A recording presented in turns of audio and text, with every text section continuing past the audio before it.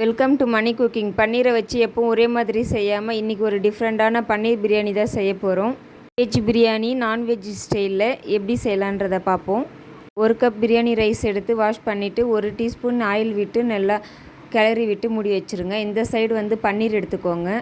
Chilli pepper salt போட்டு நல்லா கிளறி விட்டு 1 டீஸ்பூன் எண்ணெய் விட்டு அது ரோஸ்ட் பண்ணி எடுத்துக்கலாம் பன்னீரை. அடுத்து ஒரு குக்கரில் 1 டீஸ்பூன் நெய் விட்டு சமையல் ஆயில் விட்டு பட்டை லவங்கம் 2 ஏலக்காய் முந்திரி பருப்பு ஒரு 10 போட்டு வெங்காயத்தை போட்டு நல்லா பொன்னிறமாக வதக்கிக்கோங்க. கூடவே தக்காளி பழம் இஞ்சி பூண்டு விழுது கூடவே மல்லி புதினா தழையும் கட் பண்ணி வச்சதையும் சேர்த்துக்கோங்க. காரத்துக்கு ஏற்ப ஒரு 2 பச்சை மிளகாய் சேர்த்துக்கோங்க. சேர்த்து கரம் மசாலா தனி மிளகாய்த்தூள் மஞ்சள்தூள் சேர்த்து அது கூடவே ரைஸையும் பன்னீரையும் சேர்த்துக்கோங்க. அது கூடவே 1 கப்புக்கு 2 கப்பு அளவு தண்ணி விட்டுக்கோங்க. கூடவே லெமன் ஜூஸும் தேவையான அளவு கல்லுப்பு சேர்த்து நல்லா ஒரு கிளறி விட்டுட்டு ஒரு 3 விசில் வச்சு எடுங்க. ஓப்பன் பண்ணிங்கன்னா நம்மளுக்கு உதிரியான சூப்பரான பன்னீர் பிரியாணி ரெடி.